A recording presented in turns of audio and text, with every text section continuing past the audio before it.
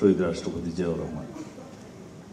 জাতি একত্রিত হয়, এগিয়ে যায় সমৃদ্ধির পথে, গণতন্ত্রের পথে। তাকে জীবন দিতে হয়েছে এই গণতন্ত্রকে, স্বাধীনতাকে, সার্বভৌমত্বকে রক্ষা করার জন্য। অথচ এই স্বাধীনতাকে আনতে গিয়ে রাষ্ট্রপতি জিয়াউর রহমানকে জীবন দিতে হয়নি, যুদ্ধ করতে হয়েছে, রক্তাক্ত যুদ্ধ, সম্মুখ সমর করতে হয়েছে, স্বাধীনতার ঘোষণা দিতে হয়েছে, কিন্তু তিনি শহীদ হননি। আমাদের এই স্বাধীনতাকে রক্ষা করতে গিয়ে তাকে শহীদ হতে হয়েছে, এই গণতন্ত্র এবং মানুষের অধিকারকে রক্ষা করতে গিয়ে তাকে শহীদ হতে হয়েছে।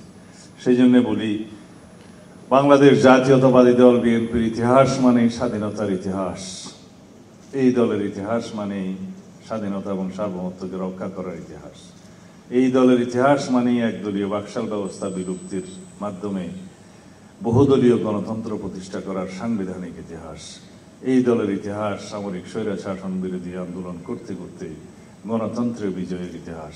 এই দলের ইতিহাস হচ্ছে সংসদীয় গণতন্ত্র প্রতিষ্ঠার ইতিহাস এবং তত্ত্বাবধায়ক সরকার প্রতিষ্ঠার ইতিহাস।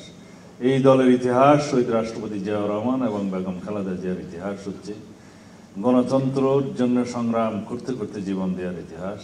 এই দলের ইতিহাস হচ্ছে সংস্কার এবং গণতান্ত্রিক সংস্কার বাস্তবায়নের মধ্য দিয়ে অঙ্গীকার পূরণের ইতিহাস।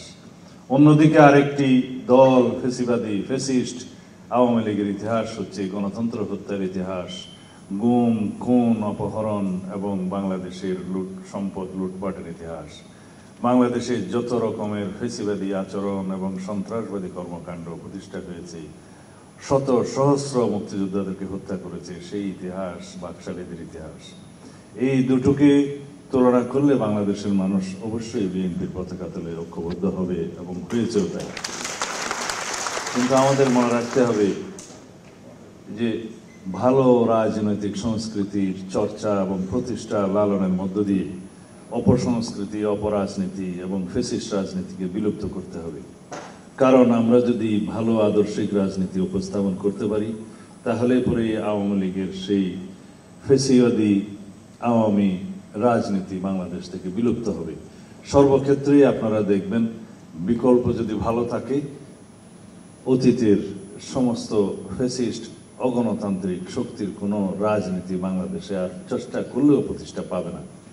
আজকে দেখলাম কোথাও মিছিল দিচ্ছে, এক জায়গায় বলছে জয়, আর এক জায়গায় 1.5 মাইল দূরে দৌড়াতে দৌড়াতে যেয়ে বলছে বাংলা। তো এই হচ্ছে এখন আওয়ামী লীগের অবস্থা। তো সুতরাং এই অবস্থা থেকে যাতে তারা মুক্তি না পায়, সেই রকম রাজনীতি বাংলাদেশে আমাদেরকে স্থাপন করতে হবে। সুস্থ ধারার সুন্দর গণতান্ত্রিক সংস্কৃতির চর্চা আমাদেরকে করতে হবে। সেটা আমরা শুরু করছি, আমরা চালু রাখবো ইনশাআল্লাহ। প্রতিষ্ঠাবার্ষিকীর এই সময় আপনারা দেখেছেন আমরা জনদুর্ভোগ হয় সেরকম কোনো কর্মসূচি নেইনি। অথচ আগে আমরা র্যালি, সমাবেশ, মিছিল এগুলো করে রাস্তায় দুর্ভোগ সৃষ্টি হতো, সেটা জনগণ পছন্দ করছে না। সুতরাং জনমতের সাথে মিলিয়ে আমাদেরকে সাংস্কৃতিক পরিবর্তন আনতে হয়েছে রাজনীতিতে।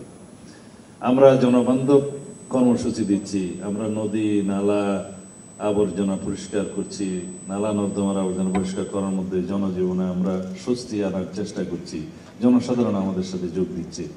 আমরা খেলাধুলার মধ্য দিয়ে আনন্দ উপভোগ করছি, প্রতিষ্ঠা বার্ষিকীর আনন্দ করছি। এগুলো হচ্ছে সাংস্কৃতিক একটা পরিবর্তন, রাজনৈতিক সংস্কৃতির পরিবর্তন।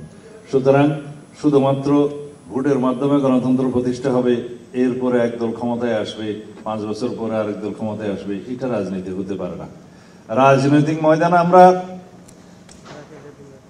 ক্ষমতায় থাকি অথবা না থাকি, কিন্তু রাজনৈতিক সংস্কৃতির পরিবর্তনের ক্ষেত্রে যেন আমরা উদাহরণ সৃষ্টি করতে পারি, এই রাজনীতি আমাদের করতে হবে।